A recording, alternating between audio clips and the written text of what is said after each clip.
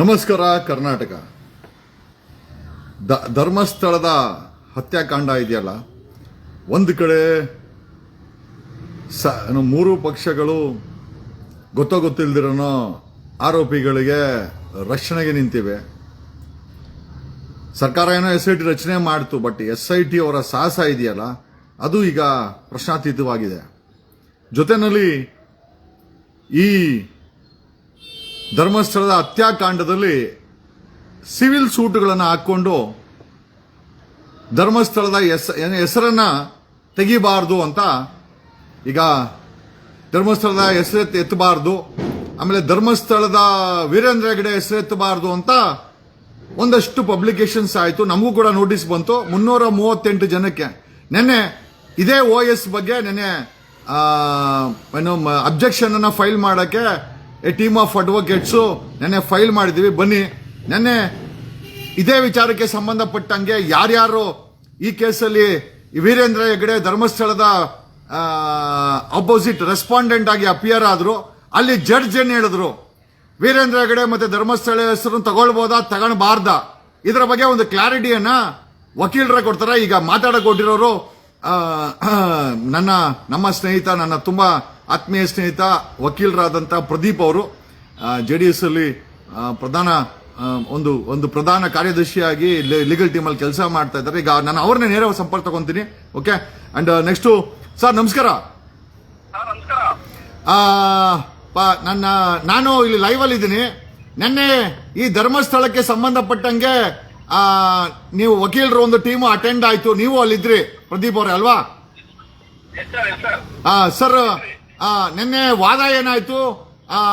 ಈ ಧರ್ಮಸ್ಥಳದ ವೀರೇಂದ್ರ ಹೆಗಡೆನ ಮತ್ತೆ ಧರ್ಮಸ್ಥಳದ ಹೆಸರನ್ನ ಬಳಸಬಾರ್ದು ಅಂತ ಮಾಧ್ಯಮಗಳಲ್ಲೆಲ್ಲ ಹೋದ್ರೆ, ಇದ್ರ ಬಗ್ಗೆ ಸಬ್ಮಿಷನ್ ಏನಾಯ್ತು? ಜೊತೆನಲ್ಲಿ ಅಲ್ಲಿದ್ದಂತ ಜಡ್ಜ್ ಸಾಹೇಬ್ರು ಏನ್ ಹೇಳಿದ್ರು ಸರ್?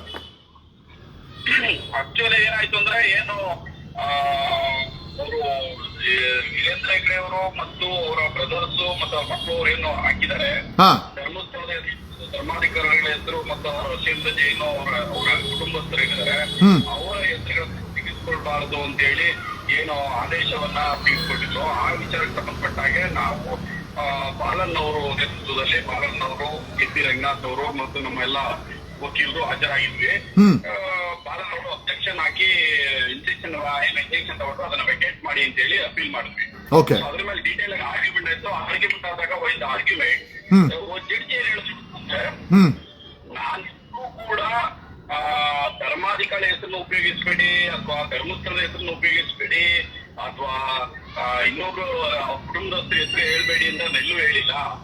ನಾನು ಹೇಳಿದ ವೆರಿ ಕ್ಲಿಯರ್, ಅವ್ರಿಗೆ ಮಾನ ಹಾನಿ ಆಗುವ ತರ ಅಥವಾ ಇವರೇ ಮೀಡಿಯಾ ಟ್ರಯಲ್ ಆಗಬಾರ್ದು ಅನ್ನೋ ಉದ್ದೇಶದಿಂದ ಕೊಟ್ಟಿದ್ದೇನೆ ಹೊರತು ಅವ್ರ ಹೆಸರನ್ನ ಎಲ್ಲೂ ಹೇಳ್ಬಾರ್ದು ಅನ್ನೋ ವಿಷಯ ಎಲ್ಲೂ ಹೇಳಿಲ್ಲ. ನೀವು ಹೆಸರು ಹೇಳಕ್ಕೆ ಎಲ್ಲಾ ರೈಟ್ಸ್ ಇದೆ, ನೀವು ಹೆಸರನ್ನು ಉಪಯೋಗಿಸ್ಕೊಳ್ಳಕ್ಕೆ ಎಲ್ಲಾ ರೈಟ್ಸ್ ಇದೆ. ಮುಂದುವರೆದು ಮಾತಾಡಿದ್ರೆ ಅವರು ಕ್ಲೈಂಟ್ ಅಲ್ಲಿ ಒಂದು ಸ್ಟೇಟ್ಮೆಂಟ್ ಎಲ್ಲ ಮಾಡ್ತಾರೆ ಕ್ಲೈಂಟ್ ಅಡ್ವೊಕೇಟ್. ಯಾಕಂದ್ರೆ ಯಾವ ಇನ್ಸಿಡೆಂಟ್ ಆಯ್ತು ಸೌಜನ್ಯ ಪ್ರಕರಣ, ಆ ಸಮಯದಲ್ಲಿ ನಾವು ನಮ್ಮ ದೇಶದಲ್ಲಿ ಇರ್ಲಿಲ್ಲ, ಬೇರೆ ದೇಶದಲ್ಲಿ ಇದ್ವಿ ಅನ್ನೋ ಮಾತನ್ನ ಕೂಡ ಅದು ಕ್ಲೈಂಟ್ ಅಲ್ಲಿ ಹಾಕಿದ್ದಾರೆ. ಅದಕ್ಕೆ ಬಾಲನ್ ಸಾಹೇಬ್ರು ಹೇಳಿದ್ರು, ನೀವು ಕಂಪ್ಲೇಂಟ್ FIR ರಿಜಿಸ್ಟರ್ ಆಗಿದ್ದು ಅನ್ನೋ ಹೆಸರು ಮೇಲೆ, ನೀವು ನಿಮ್ಗೆ ಯಾಕೆ ಅವ್ರಿಗೂ ನೀವ್ ಯಾಕೆ ನಾವು ಇಲ್ಲ ಅಂತ ಹೇಳ್ತಾ ಇದ್ರಿ? ನಿಮ್ಗೆ ಇನ್ಸಿಡೆಂಟ್ ಆಗಿರೋದು ಗೊತ್ತು ನಿಮ್ಗೆ ಯಾವಾಗ ಆಗಿದೆ ಅಂತ. ನಿಜ ನಿಜ ನಿಜ ನಿಜ ದಾಟಿಯಲ್ಲಿ ಆರ್ಗ್ಯುಮೆಂಟ್ಸ್ ಕೂಡ ಮಾಡಿದ್ರು. ಓಕೆ ಓಕೆ ಓಕೆ ನೀವ್ಯಾಕೆ ನಾವಿಲ್ಲ ಅಂತ ಹೇಳ್ತಾ ಇದ್ರೆ ನಿಮ್ಮ ಹೆಸರಲ್ಲಿ FIR ರಿಜಿಸ್ಟರ್ ಆಗಿಲ್ವಲ್ಲ? ರಿಜಿಸ್ಟರ್ ಆಗಿರೋದು ಅನ್ನೋ ಹೆಸರು ಮೇಲೆ. ಎಕ್ಸಾಕ್ಟ್ಲಿ. ಅದನ್ನ ಬಗ್ಗೆ ಆಮೇಲೆ ಇನ್ನೂ ಮುಂದುವರೆದು ಹೇಳಿದ್ರು, ಇದುವರೆಗೆ ನಾವು ಯಾವುದೇ ಹೋರಾಟಗಾರರು ಯಾವುದೇ ಮಾಧ್ಯಮ ವೀರೇಂದ್ರ ಹೆಗಡೆ ಅವರನ್ನ ಕುರಿತು ನೀವೇ ಮಾಡಿದಿರಿ ಅನ್ನೋ ದಾಟಿಯಲ್ಲಿ ಯಾರೂ ಮಾತಾಡಲಿಲ್ಲ. Let me show one single document, let me show one single, ನಾನು ಎಲ್ಲೂ ಹೇಳಿಲ್ಲ. ಅಥವಾ ನಾವು ಹೇಳ್ತಿರ್ತಕ್ಕಂಥದ್ದು justice for Soujanya, exactly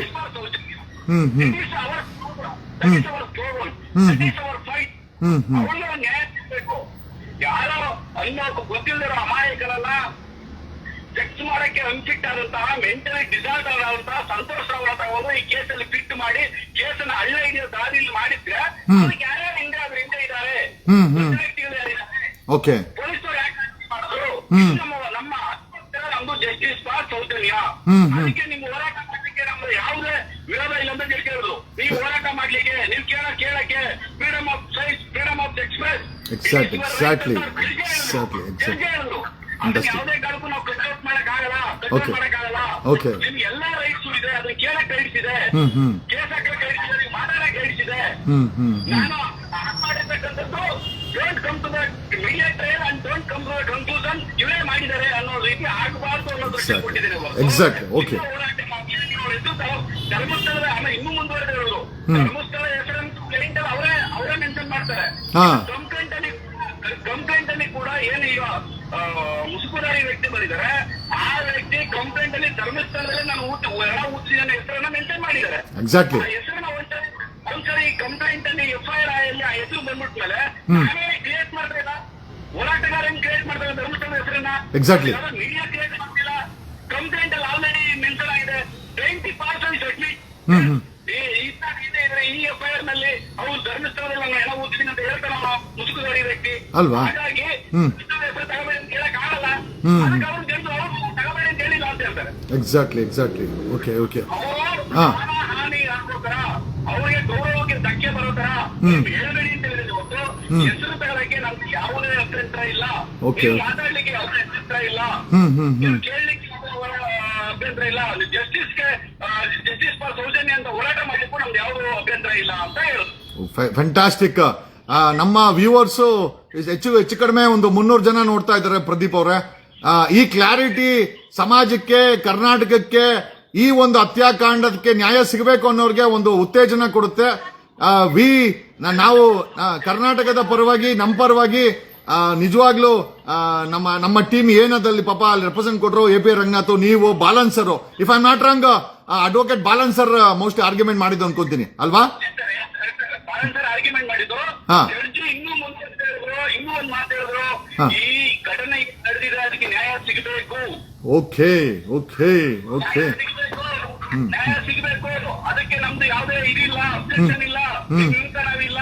okay, ಏನಾಗಿದೆ ಈ ತರದ ಒಂದು ಘಟನೆ ಬರ್ತಾ ಇದೆ, ಆ ಘಟನೆ ಸತ್ಯ ಗೊತ್ತಾಗಿ ಜನಕ್ಕೆ ನಡೀಲಿ, ಆ ಎನ್ಕ್ವೈರಿ ತನಿಖೆ ಆಗಬೇಕು, ಜನಕ್ಕೆ ಗೊತ್ತಾಗ್ಲಿಕ್ಕೆ ಅಂತ ಅನ್ನೋ ಮಾತನ್ನು ಕೂಡ ಹೇಳಿದ್ರು. ಫ್ಯಾಂಟಾಸ್ಟಿಕ್.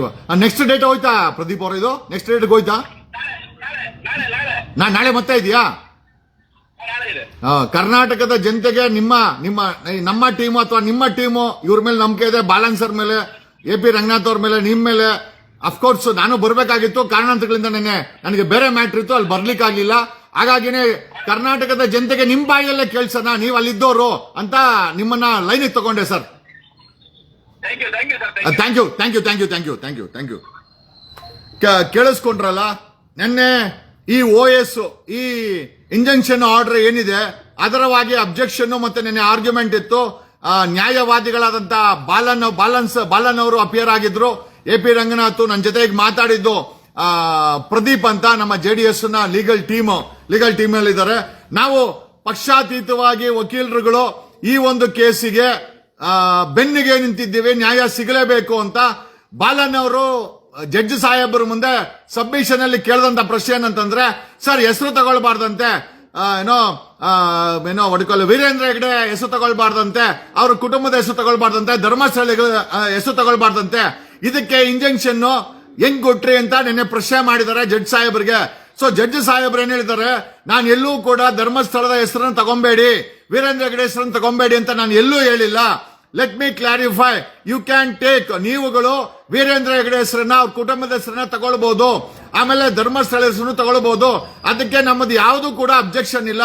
ಬಟ್ ಒಂದಂತೇನಂತಂದ್ರೆ, ಅವರು ಕೊಲೆ ಮಾಡಿದ್ದಾರೆ ಅಂತ ತೀರ್ಪನ್ನ ಕೊಡಕ್ ಹೋಗ್ಬೇಡಿ, ಮೀಡಿಯಾ ಟ್ರಯಲ್ ನ ಮಾಡಬೇಡಿ. ಏನು ಅಲ್ಲಿ ನಡೀತಾ ಇದೆ ಅದನ್ನ ತೋರ್ಸಕ್ಕೆ, ಧರ್ಮಸ್ಥಳದ ಹೆಸರನ್ನ ಉಪಯೋಗಿಸಕ್ಕೆ ಈ ಒಂದು ಕೋರ್ಟು, ಈ ಒಂದು ನ್ಯಾಯಾಲಯ ಅಡ್ಡ ಬಂದಿಲ್ಲ, ಮತ್ತೆ ಆ ರೀತಿಯ ಆದೇಶವನ್ನ ನಾನು ಮಾಡಿಲ್ಲ. ಏನಂತಂದ್ರೆ, ವೀರೇಂದ್ರ ಹೆಗ್ಡೆ ಹೆಸರನ್ನ ಧರ್ಮಸ್ಥಳದ ಹೆಸರು ಬಳಸಬೇಕಾದ್ರೆ ಅವರ ಮೇಲೆ ಆರೋಪಗಳ ಈ ರೀತಿ ಕಂಪ್ಲೇಂಟ್ ಆಗಿದೆ ಅಂತ ಹೇಳ್ಬೇಕೆ ಹೊರತು ಯಾವುದೇ ಕಾರಣಕ್ಕೂ ತೀರ್ಪಾಗಿದೆ ಅಂತ ನೀವ್ಯಾರು ಬಳಸಬೇಡಿ. ಅಷ್ಟು ಬಿಟ್ರೆ ಆಮೇಲೆ ಈ ಕೇಸ್ಗೆ ನ್ಯಾಯ ಸಿಗಲೇಬೇಕು ಅಂತ ಇವನ್ ಈ ಕೋರ್ಟು ಸಹ ಈ ಒಂದು ಜನರ ಜೊತೆನಲ್ಲಿದೆ ಅಂತ ಈ ಒಂದು ವಿಚಾರವನ್ನ ಅಲ್ಲಿ ಪ್ರೆಸೆಂಟ್ ಮಾಡಿದ್ರು. ಆಮೇಲೆ ಸೌಜನ್ಯ ಕೇಸ್ದು ಕೂಡ ಅವ್ರು ಹೇಳಿದಂತೆ ಸೌಜನ್ಯ ಕೇಸ್ ಆದಾಗ ನಾವು ದೇಶದಲ್ಲೇ ಇರ್ಲಿಲ್ಲ ಅಂತ. ಅದಕ್ಕೂ ಕೂಡ ಅಡ್ವೊಕೇಟ್ ಬಾಲನ್ ಅವರು ಅಲ್ಲ ರೀ ನಿಮಗೆ ಗಿಲ್ಟಿ ಯಾಕೆ, ವೈ ಆರ್ ಯು ಗಿಲ್ಟಿ ಅಂದ್ರೆ ಪೆಟಿಷನರ್ ಅಡ್ವೊಕೇಟ್ಗೆ ಕೇಳದಂತೆ. ಈ ಧರ್ಮಾಧಿಕಾರಿ ಹರ್ಷೇಂದ್ರ ಜೈನ್ ಅವರ ಅಡ್ವೊಕೇಟ್ಗೆ ಆರ್ಗ್ಯುಮೆಂಟ್ ಏನು ಅಂತಂದ್ರೆ ನಿಮಗೆ ಗಿಲ್ಟಿ ಯಾಕೆ, ನೀವು ದೇಶದಲ್ಲಿಲ್ಲ ಅಂತಂದ್ರೆ ಸೌಜನ್ಯ ಕೇಸಲ್ಲಿ ನಿಮಗೆ ಗಿಲ್ಟಿ ಯಾಕೆ. ಆಮೇಲೆ ಬಾಲನ್ ಅವರು ಇದನ್ನು ಪ್ರೆಸೆಂಟ್ ಮಾಡಿದ್ದಾರೆ, ನಾವ್ ಯಾರು ಹೆಸರನ್ನ ತಗೊಂತಾ ಇಲ್ಲ. ಆ ಒಂದು ಮುಸುಕುದಾರಿ ವ್ಯಕ್ತಿ ಕೊಟ್ಟಿರುವಂತ ಕಂಪ್ಲೇಂಟ್ ಅಲ್ಲಿ ನಾನು ಧರ್ಮಸ್ಥಳದಲ್ಲಿ ಕೆಲಸ ಮಾಡ್ತಾ ಇದ್ದೆ, ಪ್ರೈಮಾ ಫೇಶಿಯಾ ಧರ್ಮಸ್ಥಳದ ಹೆಸರನ್ನ ಕಂಪ್ಲೇಂಟೇ ಮೆನ್ಷನ್ ಮಾಡಿದಾನೆ. ನಾವ್ ಯಾರು ಅನಾವಶ್ಯಕವಾಗಿ ಧರ್ಮಸ್ಥಳದ ಹೆಸರನ್ನ ಬೆಳೆಸ್ತಾ ಇಲ್ಲ. ಧರ್ಮಸ್ಥಳದ ಏನು ಈ ಕುಟುಂಬದ ಕೆಳಗಡೆ ನಾವು ಕೆಲಸ ಮಾಡ್ತಾ ಇದ್ದೆ ಅಂತ ಅವನು ಮೆನ್ಷನ್ ಮಾಡಿದಾನೆ. ಹಾಗಾಗಿ ಧರ್ಮಸ್ಥಳ ಮತ್ತೆ ಈ ಕುಟುಂಬದ ಹೆಸರನ್ನ ನಾವು ಸಾಂದರ್ಭಿಕವಾಗಿ ಬಳಸ್ತಾ ಇದೀವಿ ಅಂತಂದಿದ್ದಕ್ಕೆ ಈ ಒಂದು ಹೆಸರನ್ನ ಬಳಸಲಿಕ್ಕೆ ನಮ್ಮ ಕೋರ್ಟ್ ಇಂದ ಯಾವುದೇ ಅಬ್ಜೆಕ್ಷನ್ ಇಲ್ಲ ಅಂತ ಹೇಳಿ ಜಡ್ಜ್ ಸಾಹೇಬರು ಈಗ ಕೇಳಿದ್ರಲ್ಲ, ಪ್ರದೀಪ್ ಅಲ್ಲೇ ಇದ್ರು, ಅಡ್ವೊಕೇಟ್ ಪ್ರದೀಪ್ ಅವರು, ರಂಗನಾಥ್ ಅವರು, ಅಡ್ವೊಕೇಟ್ ಬಾಲನ್ ಅವರು ಆರ್ಗ್ಯುಮೆಂಟ್ ಮಾಡಿದ್ದು. So we wanted to clarify, ಯಾವುದೇ ಕಾರಣಕ್ಕೂ ಈ ರೀತಿ ಮಾಧ್ಯಮದವರು ಹೆಸರನ್ನ ಬಳಸಬಾರ್ದು. ಯಾರಪ್ಪನ ಆಸ್ತಿ ಹೆಸರನ್ನ ಬಳಸಬೇಡಿ ಅಂತ ಹೇಳೋಕೆ ಈಗ ಜಡ್ಜ್ ಅವರೇ ಕ್ಲಾರಿಫೈ ಮಾಡಿದರೆ. ಅಲ್ಲಿದ್ದಂತ ಪ್ರೆಸೆಂಟ್ ಇದ್ದಂತ ಅಡ್ವೊಕೇಟ್ಗಳಲ್ಲಿ ಒಬ್ಬರಾದಂತ ಪ್ರದೀಪ್ ಅವರು ನಿಮ್ಗೆ ಓಪನ್ ಆಗಿ ಹೇಳಿದ್ರು. And it is very well clarified that ಏನೋ ಧರ್ಮಸ್ಥಳದ ಹೆಸರನ್ನ, ವೀರೇಂದ್ರ ಹೆಗ್ಡೆ ಕುಟುಂಬದ ಹೆಸರನ್ನ ಬಳಸಬಹುದು. ಬಟ್ ನಾವ್ ಯಾರು ಕೂಡ ಇವ್ರ ಅಪರಾಧಿಗಳಂತ ನಾವ್ ಯಾರು ಹೇಳಂಗಿಲ್ಲ. ಅವ್ರ ಮೇಲೆ ಆರೋಪ ಇದೆ, ಧರ್ಮಸ್ಥಳದ ಜಾಗದ ದೇವಸ್ಥಾನದ ಈ ಧರ್ಮಾಧಿಕಾರಿಗಳ ಕುಟುಂಬದ ಮೇಲೆ ಆರೋಪ ಇದೆ ಅಂತ ನಾವು ಬಳಸಬಹುದು. ಧರ್ಮಸ್ಥಳದ ಹೆಸರನ್ನು ಬಳಸಬಹುದು, ಅದಕ್ಕೆ ಯಾವುದೇ ರೀತಿಯ ಕೋರ್ಟಿನ ಅಬ್ಜೆಕ್ಷನ್ ಇಲ್ಲ. ಈ OS ಅಲ್ಲಿ ಅವರ ಮೇಲೆ ಮೀಡಿಯಾ ಟ್ರಯಲ್ ಮಾಡಬೇಡಿ. ಮೀಡಿಯಾ ಟ್ರಯಲ್ ಅಂತಂದ್ರೆ ಇವನು ಆರೋಪಿ ಅದನ್ನ ಮಾಡಬೇಡಿ. ಆಮೇಲೆ ಅವ್ರ ಹೆಸರಿದೆ, ನೀವು ಬಳಸಬಹುದು, ಧರ್ಮಸ್ಥಳದ ಹೆಸರನ್ನು ಬಳಸಬಹುದು ಅಂತ ನೆನ್ನೆ ನ್ಯಾಯಾಧೀಶರು ತಮ್ಮ ವಿಚಾರವನ್ನ ಓಪನ್ ಕೋರ್ಟ್ ಅಲ್ಲಿ ತಿಳಿಸಿದ್ದಾರೆ. ಹಾಗಾಗಿ ಮಾಧ್ಯಮದ ಮಿತ್ರರಿಗೆ ನಾವು ಕೇಳೋದೇನು ಅಂತಂದ್ರೆ ದಯಮಾಡಿ ಯಾರು ಭಯ ಬೀಳಕ್ ಹೋಗ್ಬೇಡಿ. ಅಂಡ್ ಒಂದು 500ಕ್ಕೂ ಹೆಚ್ಚು ಅಡ್ವೊಕೇಟ್ಸ್ ಸಾರ್ವಜನಿಕ ಹಿತಾಸಕ್ತಿನಲ್ಲಿ ಬಾಲನ್ನು, AP ರಂಗನಾಥ್, ಪ್ರದೀಪ್, ನಾವು ಎಲ್ಲರೂ, ನಾನು ನಿನ್ನೆ ಹೋಗ್ಬೇಕಾಗಿತ್ತು, ನನಗೆ ಮ್ಯಾಜಿಸ್ಟ್ರೇಟ್ ಕೋರ್ಟ್ ಅಲ್ಲಿ ಬೇರೆ ಬೇರೆ ಮ್ಯಾಟರ್ಸ್ ಇತ್ತು, ನಾನು ಹೋಗಕ್ಕಾಗಿಲ್ಲ. ಬಟ್ ನಾನು ಪ್ರದೀಪ್ ನೀವು ಹೋಗಿ ಅಲ್ಲಿ ಅಟ್ಲೀಸ್ಟ್ ನಂಗೆ ಅಪ್ಡೇಟ್ ಕೊಡಿ ಅಂತಂದ್ರೆ ಪ್ರದೀಪ್, ಬಾಲನ್ ಸರ್ ಎಲ್ಲರೂ ನೆನ್ನೆ ತುಂಬಾ ಚೆನ್ನಾಗಿ ಆರ್ಗ್ಯುಮೆಂಟ್ ಬಂತು. ಪ್ರಶ್ನೆ ಇಷ್ಟೇನೆ, ನೆನ್ನೆ ಒಂದು ಆರೋಪ ಕಂಪ್ಲೇಂಟ್ ಅಲ್ಲಿ ಇದೆ, ಅವನ ಹೆಸರು ತಗೊಂಬೇಡ ಅಂತ ಕೋರ್ಟ್ ಹೆಂಗ್ ಇಂಜೆಕ್ಷನ್ ಕೊಡಕ್ಕಾಗುತ್ತೆ? ಇದೇ ಪ್ರಶ್ನೆಯನ್ನ ಅಡ್ವೊಕೇಟ್ ಬಾಲನ್ ಅವರು ನ್ಯಾಯಾಧೀಶಕ್ಕೆ ಕೇಳಿದ್ರು. ನ್ಯಾಯಾಧೀಶರು ವೆರಿ ಕ್ಲಿಯರ್ ಆಗಿ ಹೇಳಿದ್ರು, ನೀವು ಬಳಸಬಹುದು, ಬಟ್ ಎಲ್ಲೂ ಕೂಡ ಕೆಟ್ಟ ಪದಗಳನ್ನ ಬಳಸಕ್ ಹೋಗ್ಬೇಡಿ. ಆಮೇಲೆ ಅವರ ರೆಪ್ಯುಟೇಷನ್ ಡ್ಯಾಮೇಜ್ ಮಾಡಕ್ ಹೋಗ್ಬೇಡಿ. ಪರ್ಟಿಕ್ಯುಲರ್ ಆಗಿ ಆರೋಪ ಇದೆ, ಆರೋಪ ಅಂತಾನೆ ಬಳಸಿ, ಅಪರಾಧಿ ಅಂತ ಎಲ್ಲಿ ಮೆನ್ಸಕ್ ಹೋಗ್ಬೇಡಿ. ಹಾಗಾಗಿ ಮೀಡಿಯಾ ಟ್ರಯಲ್ ಮಾಡೋದ್ ಬೇಡ ಅಂತ ನಾನು ಹೇಳದೆ ಹೊರತು, ನಮ್ಮ ಆದೇಶದಲ್ಲಿ ಕ್ಲಿಯರ್ ಆಗಿದೆ ಅಂತ ಹೇಳಿ ನೆನ್ನೆ ನ್ಯಾಯಾಧೀಶರು ನಮ್ಮ ವಕೀಲರುಗಳಿಗೆ, ನಮ್ಮ ಟೀಮ್ ಆಫ್ ವಕೀಲರುಗಳಿಗೆ ತಮ್ಮ ವಿಚಾರವನ್ನ ಕ್ಲಾರಿಫೈ ಮಾಡಿದ್ದಾರೆ. ಹಾಗಾಗಿ ಧರ್ಮಾಧಿಕಾರಿಗಳ ಹೆಸರನ್ನು ಧರ್ಮಾಧಿಕಾರಿಗಳನ್ನ ನಾನೇ ಕೇಳಬೇಕು, ವೀರೇಂದ್ರ ಜೈನು, ಹರ್ಷೇಂದ್ರ ಜೈನ್ ಹೆಸರುಗಳನ್ನ ಯಾರು ಆರೋಪಿ ಅಂತ ಅವ್ನು ಮೆನ್ಷನ್ ಮಾಡಿದ, ಯಾರ ಮೇಲೆ ಆರೋಪ ಅಂತ ಇದೆ, ಅವರು ಅದನ್ನ ನಾವು ಆರೋಪ ಮುಕ್ತವಾಗಿ ಮಾಡ್ಕೊಳಕ್ಕೆ ಅವ್ರಿಗೆ ಅವಕಾಶ ಇದೆ, ಕಾನೂನಿದೆ, ಕೋರ್ಟ್ ಇದೆ, ಟ್ರಯಲ್ ನ ಫೇಸ್ ಮಾಡಿ ಅವ್ರು ಮಾಡ್ಕೊಂಡ್ಲೇ ಹೊರತು ನಾನು ಕರ್ನಾಟಕದ 6 ಕೋಟಿ ಜನರಿಗೆ, ಎಸ್ಪೆಷಲಿ ಮೀಡಿಯಾಗಳಿಗೆ, ಯೂಟ್ಯೂಬರ್ಸ್ಗೆ ವೆಲ್ ಕ್ಲಾರಿಫೈ ವಿಚಾರ. ಓಕೆ, ನಾನು ಬೇಕಾದ್ರೆ ಪ್ರದೀಪ್ ಅವರ ನಂಬರ್ ಬೇಕಾದ್ರೆ ಹಾಕ್ತೀನಿ, ನಿಮ್ಗೆ ಡೌಟ್ ಇದ್ರೆ ಬಾಲನ್ ಅವ್ರ ನಂಬರ್ ಹಾಕ್ತೀನಿ, ಯು ಕ್ಯಾನ್ ಕಾಂಟ್ಯಾಕ್ಟ್, ವಾಟ್ಸ್ಆಪ್ ಅಲ್ಲಿ ಬೇಕಾದ್ರೆ ಕಾಂಟ್ಯಾಕ್ಟ್ ಮಾಡಿ, ಯು ಕ್ಯಾನ್ ಕ್ಲಾರಿಫೈ ಇಟ್ಟು. ಕೋರ್ಟ್ ಎಲ್ಲೂ ಸಹ ವೀರೇಂದ್ರ ಜೈನ್ ಮತ್ತೆ ಅವ್ರ ಕುಟುಂಬದ ಹೆಸರನ್ನ ಬಳಸಬೇಡಿ ಅಂತ ಎಲ್ಲೂ ಹೇಳಿಲ್ಲ, ಧರ್ಮಸ್ಥಳದ ಹೆಸರನ್ನ ಬಳಸಬೇಡಿ ಅಂತ ಎಲ್ಲೂ ಹೇಳಿಲ್ಲ ಅಂತ ನ್ಯಾಯಾಧೀಶರೇ ಇದಕ್ಕೆ ಕ್ಲಾರಿಟಿಯನ್ನ ಕೊಟ್ಟಿದ್ದಾರೆ. ಹಾಗಾಗಿ ಯೂಟ್ಯೂಬರ್ಸ್ ಯಾರ್ಯಾರ ಮಾಡಂಗಿದ್ರೆ ಅವ್ರಿಗೆ ಡ್ಯಾಮೇಜ್ ಮಾಡಕ್ ಹೋಗ್ಬಿಡಿ, ರೆಪ್ಯುಟೇಷನ್, ಕಳ್ಳ ಪಳ್ಳ, ಅವನು ಕೊಲೆಗಾರ ಅದೆಲ್ಲ ಹೇಳಕ್ ಹೋಗ್ಬಿಡಿ. ಅವ್ರ ಮೇಲೆ ಅಪರಾಧ ಇದೆ ಅಂತ ಐ ಥಿಂಕ್ ಫಾರ್ಮಲ್ ಆಗಿ ನೀವು ಅದನ್ನ ಬಳಸಬಹುದು, ಧರ್ಮಸ್ಥಳದ ಹೆಸರನ್ನು ಸಹ ಬಳಸಬಹುದು. ಒಂದು ದೊಡ್ಡ ಟೀಮ್ ಈ ಒಂದು ವಿಚಾರದಲ್ಲಿ ನಾವೆಲ್ಲ ರೆಡಿ ಮಾಡ್ತಾ ಇದ್ದೀವಿ. We are going to definitely 6 ಕೋಟಿ ಕನ್ನಡಿಗರ ವಿಚಾರದಲ್ಲಿ ನ್ಯಾಯವಾದಿಗಳ ಒಂದು ಟೀಮ್ ಬೇಕಾಗಿತ್ತು. ನೆನ್ನೆ ನಾವೆಲ್ಲ ಸೇರ್ಕೊಂಡು ಅದನ್ನ ಮಾಡ್ತಾ ಇದ್ದೀವಿ. ನಾನು ಕೂಡ I M A part of it. But ಪ್ರಶ್ನೆ ಏನಪ್ಪಾ ಅಂತಂದ್ರೆ ಈಗ ಕರ್ನಾಟಕದ ಮಾಧ್ಯಮಗಳು ಇವು ಯಾರನ್ನ ವೀರೇಂದ್ರ ಹೆಗಡೆ ವೀರೇಂದ್ರ ಜೈನ್ ಕುಟುಂಬದ ಹೆಸರನ್ನ ತಗೊಳ್ಬಹುದು ಆಸ್ ಎ ಅಕ್ಯೂಸ್ಡ್ ಅಂತ ಅದರಲ್ಲಿರೋ ಪ್ರಕಾರ ಧರ್ಮಸ್ಥಳದ ಹೆಸರನ್ನು ಬಳಸಬಹುದು ಅಂತ ಹೇಳ್ತಾ ನನ್ನ 2 ಮಾತುಗಳನ್ನ ಮುಗಿಸ್ತಾ ಇದ್ದೀನಿ. ಧನ್ಯವಾದಗಳು. Thanks a lot. Love you all. God bless you. Have a nice day.